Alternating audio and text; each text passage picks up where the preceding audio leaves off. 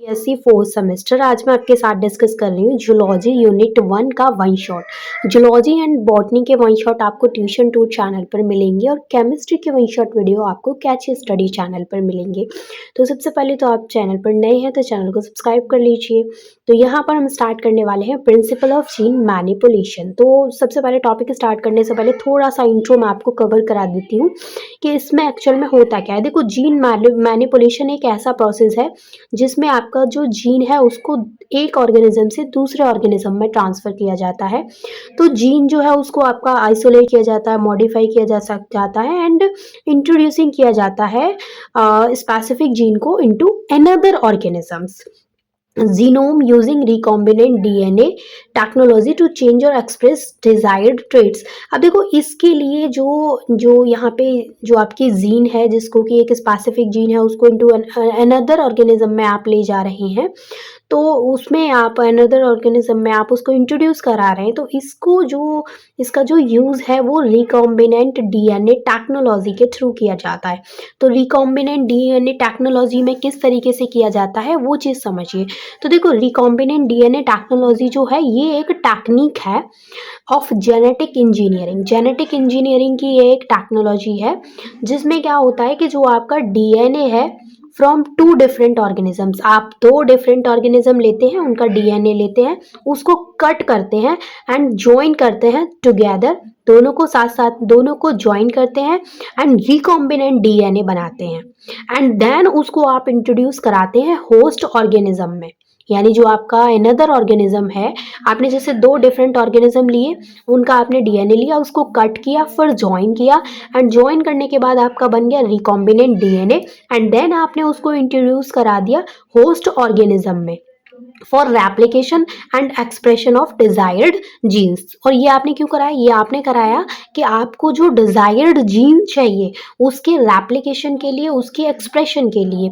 तो ये जो प्रोसेस है वो आपका क्या है? रिकॉम्बिनेंट डीएनए टेक्नोलॉजी है जिसके थ्रू आप एक ऑर्गेनिज्म से दूसरे ऑर्गेनिज्म में जीन को ट्रांसफर कराते हैं, यानी जीन को, एक ऑर्गेनिज्म के जीन को दूसरे ऑर्गेनिज्म में इंट्रोड्यूस कराते हैं। ठीक है, अब इसका इंट्रोडक्शन हम पढ़ लेते हैं जो आपका रिकॉम्बिनेंट ऑफ डीएनए टेक्नोलॉजी है।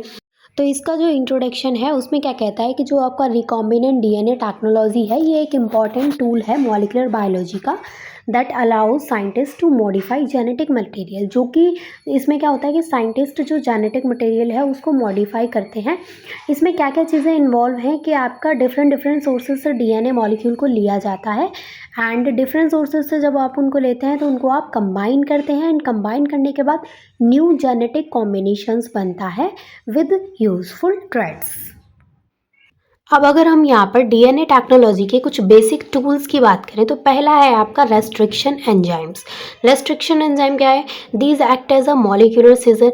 ये जो है आपका वो मॉलिक्यूलर सीजर्स की तरह एक्ट करता है, यानी ये क्या करता है? डीएनए को कट करता है स्पेसिफिक सीक्वेंस पर।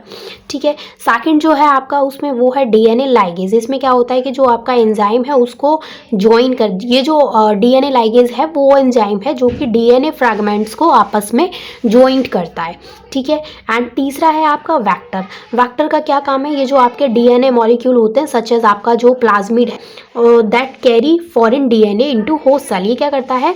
आपका जो फॉरेन डीएनए है उसको होस्ट सेल में ले जाता है। अब आगे जो यहाँ पर फोर्थ नंबर है जो कि आपका होस्ट सेल्स है, इसमें क्या होता है कि ऑर्गेनिज्म सच एज बैक्टीरिया आपने लिया तो where recombinant DNA is replicated and expressed. तो यहाँ पर क्या होता है? होस्ट सेल में आपका जो रिकॉम्बिनेंट डीएनए है वो रेप्लिकेट होता है एंड एक्सप्रेस्ड होता है होस्ट सेल में। ठीक है, अब आगे हम यहाँ पे स्टडी करते हैं steps in recombinant DNA technology. यानी जो आपका रिकॉम्बिनेंट डीएनए टेक्नोलॉजी है उसमें क्या क्या स्टेप्स इन्वॉल्व हैं। तो पहला जो यहाँ पे स्टेप है वो है आपका आइसोलेशन ऑफ जेनेटिक मटेरियल। आपको क्या कराना है कि जो आपका जेनेटिक मटेरियल है उसका आइसोलेशन कराना है। तो इसमें क्या होता है कि जो आपका DNA contain the desired gene, मतलब वो डीएनए जिसमें कि डिज़ायर्ड जीन है उसको आप क्या कराते हैं? सबसे पहले आइसोलेट कराएंगे फ्रॉम द डोनर ऑर्गेनिज्म। जो ऑर्गेनिज्म उसको डोनेट कर रहा है तो जो डोनर ऑर्गेनिज्म कहलाएगा उससे आप उसको आइसोलेट कराएंगे। सबसे पहला काम आपका ये है। सेकंड स्टेप में आप क्या कराएंगे, कटिंग ऑफ डीएनए, यानी जो आपका डीएनए है उसको आप स्पेसिफिक साइट से कट करेंगे रेस्ट्रिक्शन एंजाइम्स को यूज़ करके। तो ये आपका सेकंड स्टेप में आप कटिंग करेंगे डीएनए की। तो फर्स्ट स्टेप में आपने क्या किया कि उसको डोनर ऑर्गेनिज्म से आइसोलेट किया, सेकंड स्टेप में आपने उसको कट किया, एंड थर्ड स्टेप में आप क्या करेंगे, insertion of DNA into vector. अब आपने जो डीएनए है उसको वेक्टर में इंसर्ट करेंगे, तो जो डिजायर्ड जीन है आपकी उसको आप क्या करेंगे, is inserted into vector. Vector में आप उसको इंसर्ट करेंगे, सच एज आपका प्लाज्मिड हो सकता है with the help of DNA ligase, और ये जो आप करेंगे वो डीएनए लाइगेज की हेल्प से करेंगे टू फॉर्म रिकॉम्बिनेंट डीएनए। तो इससे आपका जो रिकॉम्बिनेंट डीएनए है उसका फॉर्मेशन होगा। फिर फोर्थ स्टेप में क्या होगा, आपका इंट्रोडक्शन इनटू होस्ट सेल। अब आप इसको होस्ट सेल में इंट्रोड्यूस कराएंगे। तो जो आपका रिकॉम्बिनेंट डीएनए बन चुका है, अब आप उसको क्या कराएंगे, इंट्रोड्यूस कराएंगे इनटू होस्ट सेल में। यूजुअली आपका जो होस्ट सेल है वो क्या है, बैक्टीरिया है, ठीक है। तो थ्रू ट्रांसफॉर्मेशन, ये जो आप कराएंगे वो ट्रांसफॉर्मेशन प्रोसेस के थ्रू कराएंगे। एंड लास्ट जो आपका स्टेप है वो है सिलेक्शन एंड एक्सप्रेशन। अब इसमें आपका क्या होता है, the host cells containing recombinant DNA, यानी वो होस्ट सेल जिसमें कि रिकॉम्बिनेंट डीएनए है उनको सेलेक्ट किया जाता है and allowed to multiply producing the desired gene product. यानी कि यहाँ पर आपके जो रिकॉम्बिनेंट डीएनए है उनको सेलेक्ट किया जाता है एंड वो मल्टीप्लाई करते हैं एंड डिजायर्ड जीन प्रोडक्ट को प्रोड्यूस करते हैं। तो ये आपके वो स्टेप्स हो गए जो कि इन्वॉल्व रहते हैं डीएनए रिकॉम्बिनेंट डीएनए टेक्नोलॉजी में। आगे हम इनके यूजेस या फिर एप्लीकेशंस की बात करें तो इनका जो एप्लीकेशन है वो क्या है, production of human insulin and hormones. इनका जो यूज़ है वो क्या है, ये ह्यूमन इंसुलिन एंड हार्मोन्स के प्रोडक्शन में यूज़ होते हैं।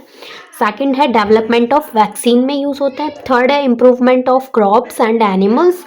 फोर्थ है gene therapy for genetic disease. Genetic disease के लिए जीन थेरेपी में भी इनको यूज़ किया जाता है। अब आता है हमारा नेक्स्ट टॉपिक जो कि है आपका रेस्ट्रिक्शन एंजाइम्स।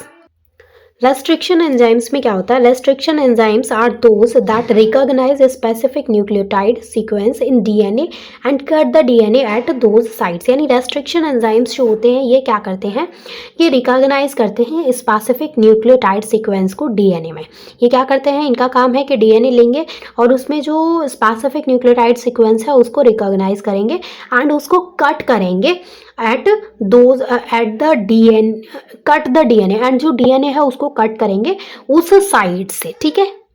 नेक्स्ट पॉइंट है आपका, they act as a molecular scissors. ये एक्ट करते हैं मॉलिक्यूलर सिजर्स की तरह and are widely used in molecular biology and genetic engineering.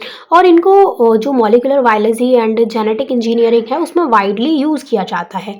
Next point है आपका, they recognise specific DNA sequence called restriction sites. अब ये जो आपके स्पेसिफिक डीएनए सीक्वेंस को रिकॉग्नाइज करते हैं उसको बोला जाता है रेस्ट्रिक्शन साइट्स। अब ये जो आपके सीक्वेंस होते हैं ये यूजुअली पैलिंड्रोमिक सीक्वेंस होते हैं, यानी ये जो सीक्वेंस हम यहाँ पे बात कर रहे हैं कि जो स्पेसिफिक सीक्वेंस को ये रिकॉग्नाइज करते हैं तो उसको हम रेस्ट्रिक्शन साइट्स बोलते हैं। तो ये जो सीक्वेंसेस हैं इनको यूजुअली क्या बोला जाता है, पैलिंड्रोमिक सीक्वेंसेस बोला जाता है। एंड आगे है, they cut DNA at specific points. ये चीज़ हम पढ़ चुके हैं कि ये डीएनए को स्पेसिफिक पॉइंट्स पे कट करते हैं एंड डीएनए फ्रैगमेंट्स प्रोड्यूस करते हैं। नेक्स्ट है, they are mainly isolated from bacteria, और इनको मेनली बैक्टीरिया से आइसोलेट किया जाता है।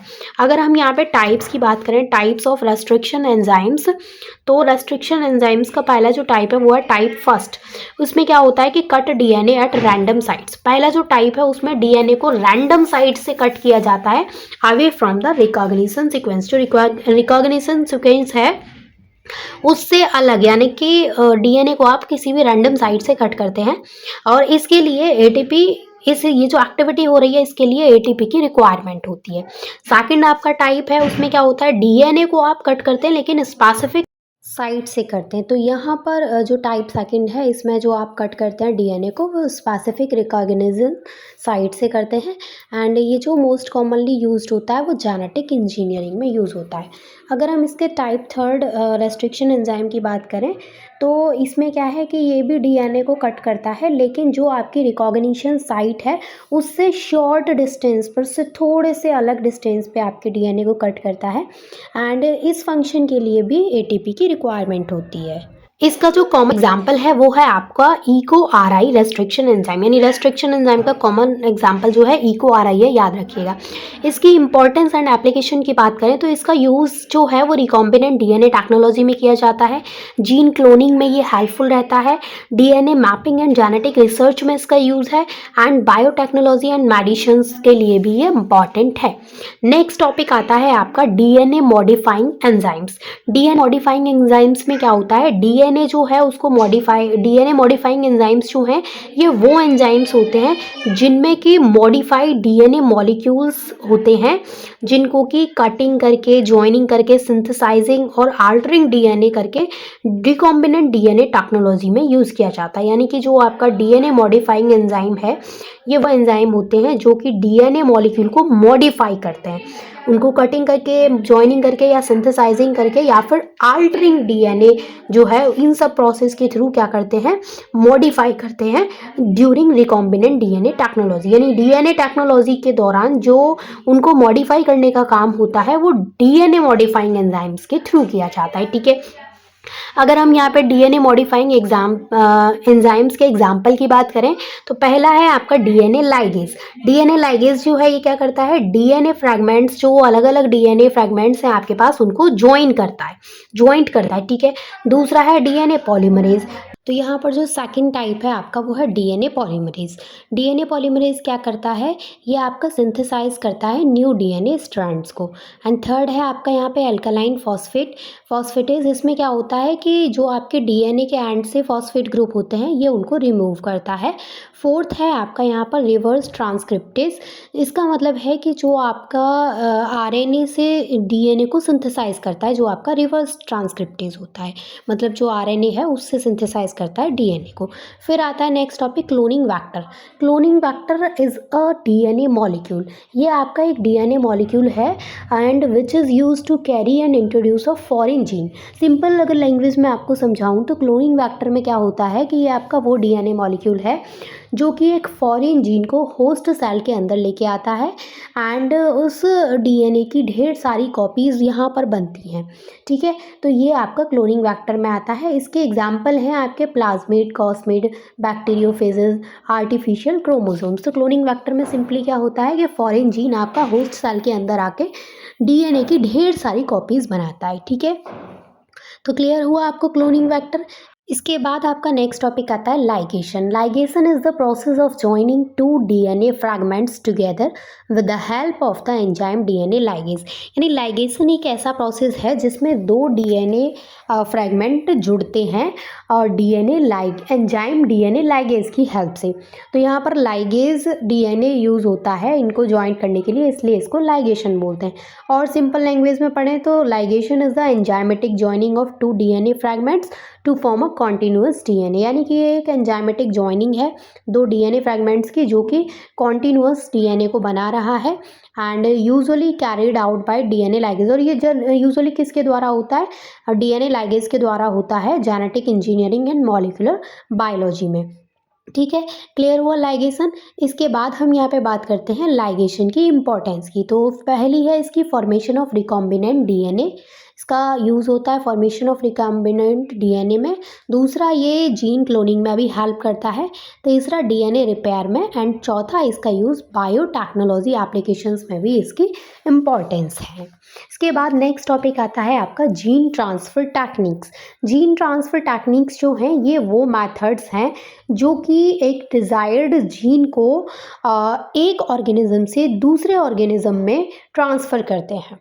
तो gene transfer technique are methods use to transfer a desired gene from one organism to another organism in genetic engineering and molecular biology. अब इसके यहाँ पर एग्जांपल्स की बात करें तो यहाँ पर आप देख पा रहे हैं कि इसका पहला एग्जांपल है ट्रांसफॉर्मेशन। ट्रांसफॉर्मेशन में क्या होता है, ट्रांसफ़र होता है डीएनए का इनटू बैक्टीरिया सेल में। दूसरा है ट्रांसडक्शन, इसमें क्या होता है, transfer of DNA through bacteriophage, यानी कि इसमें जो डीएनए का ट्रांसफ़र होता है वो बैक्टीरियोफेजेस के थ्रू होता है। एंड तीसरा जो यहाँ पे टाइप आता है वो है आपका इलेक्ट्रोपोरेशन। इलेक्ट्रोपोरेशन जो है इसमें क्या होता है, using electric pulses to introduce DNA into cells, यानी यहाँ पर भी डीएनए को सेल्स में इंट्रोड्यूस किया जाता है, लेकिन इलेक्ट्रिक पल्सेस को यूज़ किया जाता है यहाँ पर, ठीक है। एंड लास्ट जो इसका एग्जांपल है वो है माइक्रो इंजेक्शन। इसमें क्या होता है, डायरेक्ट इंजेक्शन होता है डीएनए का इनटू सेल और न्यूक्लियस, यानी जो सेल है और जो न्यूक्लियस है उसमें डायरेक्ट इंजेक्शन होता है। अब आपका नेक्स्ट टॉपिक आता है जीन थेरेपी। भाई देखो, जीन थेरेपी क्या है? Gene therapy is a technique use to treat और prevent disease by introducing, replacing और modifying genes in a patient cells. अब देखो, जैसे कोई आपका पेशेंट है तो उसमें जो जीन है उसको, उसमें जो कोई डिसीज़ है तो उसकी जो डिसीज़ है उसको ट्रीट और प्रिवेंट करने के लिए उसमें जो जीन को चेंज किया जाता है, जीन को रिप्लेस किया जाता है, मॉडिफाई किया जाता है, तो ये जीन थेरेपी के अंदर आता है। अब देखो, जीन थेरेपी का जो मेन पर्पस होता है वो क्या होता है कि आपका इसका जो एम है वो ये है कि आपका जो भी जेनेटिक डिफेक्ट है तो उसको ये क्या करते हैं, उसको करेक्ट करते हैं by introducing a normal functional gene into the patient cell. यानी जो आपका पेशेंट है उसमें जो आपका जेनेटिक डिफेक्ट है तो उसको करेक्ट करते हैं ये किसकी हेल्प से, कोई नॉर्मल फंक्शनल जीन को वहाँ से रिप्लेस करा के या मॉडिफाई जीन को मॉडिफाई करा के, तो ये उस पेशेंट का जो सेल है उसमें जीन थेरेपी करते हैं। मतलब ये एक टेक्निक हो गई, ठीक है। अगर यहाँ पर हम टाइप्स ऑफ जीन थेरेपी की बात करें तो ये दो टाइप की होती है, सोमेटिक जीन थेरेपी और दूसरी होती है जर्मेलिन जीन थेरेपी। अगर हम यहाँ पे बात करें सोमेटिक जीन थेरेपी की, तो इसमें क्या होता है, जो आपकी नॉर्मल जीन है उसको सोमेटिक सेल में इंट्रोड्यूस किया जाता है। और देखो, सोमेटिक जीन थेरेपी की खास बात ये है कि इसमें जो चेंजेस होते हैं वो सिर्फ और सिर्फ उसी इंडिविजुअल पेशेंट के अंदर ही होते हैं, यानी उसके जो ऑफस्प्रिंग है, जो उसके चिल्ड्रन हैं, आने वाले फ्यूचर जनरेशन है, उसमें वो चेंजेस नहीं देखने को मिलते हैं। वहीं पर अगर हम यहाँ पर जर्मेलिन जीन थेरेपी की बात करें, क्योंकि सोमेटिक के तो वही इंडिविजुअल पेशेंट में ही आपको जो चेंजेस हैं जीन के, जो जीन चेंज करने पे जो चेंजेस आते हैं वो उसी इंडिविजुअल में रहते हैं, यानी कि आपका जो चिल्ड्रन है या ऑफस्प्रिंग है उसमें नहीं आते। लेकिन जर्मेलिन जीन थेरेपी इससे अलग है। इसमें क्या होता है कि जीन को इंसर्ट किया जाता है जर्म सेल्स में, आप कह सकते हैं स्पर्म्स या फिर एग्स में। तो ये जो जेनेटिक चेंजेस आते हैं इसमें, ये आपकी फ्यूचर जनरेशन्स में भी देखने को मिलते हैं, यानी कि आपके ऑफस्प्रिंग्स में भी आते हैं जर्मेलिन जीन थेरेपी। इसकी वजह से क्या होता है कि क्योंकि इसके जो चेंजेस हैं वो आपको फ्यूचर जनरेशन में भी देखने को मिलते हैं, तो इसकी वजह से this type is generally not allowed in humans due to ethical concerns, इसलिए इसको ह्यूमन में जनरली अलाउड नहीं होता है, ठीक है। दोनों जीन आपको क्लियर हो गई हैं। तो अब नेक्स्ट टॉपिक आता है selection and identification of recombinant cells. इसमें क्या होता है, देखो, आपका जो सिलेक्शन एंड आइडेंटिफिकेशन जो होता है रिकॉम्बिनेंट सेल्स का, ये एक प्रोसेस है जिसमें कि आप जो ऐसे सेल जो होस्ट सेल हैं तो आप उनको सेलेक्ट एंड आइडेंटिफाई करते हैं। तो जो होस्ट सेल जिनमें कि आपके रिकॉम्बिनेंट डीएनए है उनको आप अलग कर देते हैं, और उन होस्ट सेल को जिनमें कि रिकॉम्बिनेंट डीएनए नहीं है उनको आप अलग कर देते हैं, यानी रिकॉम्बिनेंट डीएनए वाले जो होस्ट सेल हैं उनको अलग, और जिनमें नहीं है रिकॉम्बिनेंट डीएनए उनको अलग। तो आप यहाँ पर एक तरीके से सेपरेट करते हैं, यानी आइडेंटिफाई करते हैं कि कौन कौन सी सेल में वो है। आगे है आपका during recombinant DNA technology after the foreign DNA is introduced into host cell not. देखो, यहाँ पर क्या होता है कि अब आपने ये वहाँ पे आइडेंटिफाई कर लिया कि कौन कौन सी ऐसी होस्ट सेल हैं जिनमें रिकॉम्बिनेंट डीएनए प्रेजेंट है। अब ऐसा क्यों करते हैं, ऐसा इसलिए करते हैं क्योंकि हर एक सेल जो है आपकी वो रिकॉम्बिनेंट डीएनए को रिसीव नहीं करती है, तो इसीलिए therefore it is necessary to select and identify the cells that successfully contain the recombinant DNA. इस वजह से, क्योंकि हर एक सेल आपके रिकॉम्बिनेंट डीएनए को रिसीव नहीं करती है, इस वजह से ये बहुत इंपॉर्टेंट है ये आइडेंटिफाई करना कि जो आपकी सेल है वो सक्सेसफुली रिकॉम्बिनेंट डीएनए को कंटेन कर रही है कि नहीं, ठीक है। अब अगर आप इसके मेथड्स की बात करें, यानी methods for selection of recombinant cells, यानी अगर आप रिकॉम्बिनेंट सेल्स के सिलेक्शन के मेथड्स की बात करें तो पहला मेथड है आपका सेलेक्टेबल मार्कर जीन्स। इसमें क्या होता है इसमें क्या होता है कि जो वेक्टर कंटेन करते हैं जीन्स को, such as antibiotic resistance genes होती हैं, only the cells containing the vector survive in the presence of antibiotic. Simple समझो कि जो आपका सेलेक्टेबल मार्कर जीन्स है, इसमें उन सेल को देखा जाता है, उन वेक्टर्स को देखा जाता है जो कि जीन को कंटेन कर रहे हैं, सच एज आपके एंटीबायोटिक रेजिस्टेंस जीन्स है। ठीक है। अब देखो ये जो आपका सेलेक्टेबल मार्कर जीन है, इसमें सिर्फ वही सेल आपके सर्वाइव कर पाते हैं जिनमें वेक्टर प्रेजेंट होता है, जिनमें वेक्टर होता है। तो इन द प्रेजेंस ऑफ एंटीबायोटिक सिर्फ वही सर्वाइव कर पाएंगे। ठीक है। दूसरा है आपका antibiotic resistance method. For example आपके जो बैक्टीरिया हैं जिनमें के रिकॉम्बिनेंट प्लाज्मिड्स है, तो वो सर्वाइव करते हैं एंटीबायोटिक मीडियम में, वाइल जो आपके नॉन ट्रांसफॉर्म्ड सेल्स हैं वो मर जाते हैं। सिर्फ और सिर्फ वही सेल आपके सर्वाइव करेंगे जिनमें रिकॉम्बिनेंट प्लाज्मिड है, यानी वही बैक्टीरिया जो कि रिकॉम्बिनेंट प्लाज्मिड है, तो वही आपके एंटीबायोटिक मीडियम में सर्वाइव करेंगे। अब आता है आपका थर्ड नंबर यहाँ पे ब्लू वाइट स्क्रीनिंग। देखो ब्लू वाइट स्क्रीनिंग जो है, इसमें क्या होता है, this method helps distinguish recombinant and non recombinant cells using colour changes. यानी कि इसमें जो कलर चेंजेस होते हैं उसकी हेल्प से आप यहाँ पर आइडेंटिफाई कर पाते हैं कि ये आपकी रिकॉम्बिनेंट सेल है और ये आपकी नॉन रिकॉम्बिनेंट सेल है, तो वो कलर के बेसिस पर आप उनको डिस्टिंग्विश कर पाते हैं। इसके बाद आता है आपका आइडेंटिफिकेशन ऑफ रिकॉम्बिनेंट सेल्स। इसमें क्या होता है, after selection recombinant cells are confirmed using techniques such as, यानी जब आपने सेलेक्शन कर लिया, आइडेंटिफिकेशन सेलेक्शन कर लिया है, तो आपकी जो रिकॉम्बिनेंट सेल्स हैं उनको आइडेंटिफाई किया जाता है, कंफर्म किया जाता है। तो ये 3 मेथड है। पहला है आपका पॉलीमरेज चेन रिएक्शन, जिसको कि आप पीसीआर कहते हैं। तो इससे डिटेक्ट करते हैं कि जो इंसर्टेड जीन है उसमें उसकी प्रेजेंस को डिटेक्ट किया जाता है, detect the presence of inserted gene. Second है यहाँ पे आपका डीएनए हाइब्रिडाइजेशन। इसका यूज़ किया जाता है, इसमें जो डीएनए हाइब्रिडाइजेशन है इसमें लेबल्ड प्रोब्स को यूज़ किया जाता है to identify specific DNA sequence, यानी स्पेसिफिक डीएनए सीक्वेंस को आइडेंटिफाई करने के लिए यहाँ पर लेबल्ड प्रोब्स को यूज़ किया जाता है। एंड तीसरा है यहाँ पे जेल इलेक्ट्रोफोरेसिस। जेल इलेक्ट्रोफोरेसिस जो है, इसमें क्या करते हैं कि जो आपके डीएनए फ्रैगमेंट्स हैं उनको सेपरेट करते हैं to confirm the presence of recombinant DNA. आपका जो रिकॉम्बिनेंट डीएनए है उसकी प्रेजेंस को कंफर्म करने के लिए। यही था आपका कंप्लीट चैप्टर। आई होप कि ये चैप्टर आपको अच्छे से कंप्लीट हो गया होगा। इस चैप्टर पे मुझे डबल मेहनत करनी पड़ी है, क्योंकि जब मैंने इसको रिकॉर्ड किया तब कम्प्लीटली रिकॉर्ड करने के बाद मैंने देखा कि कहीं कहीं पर वॉइस है ही नहीं, तो मुझे दोबारा इसको जगह जगह पे जहाँ पर वॉइस छूट गई थी तो वहाँ पर दोबारा से वॉइस ओवर करना पड़ा। And thank you so much for watching.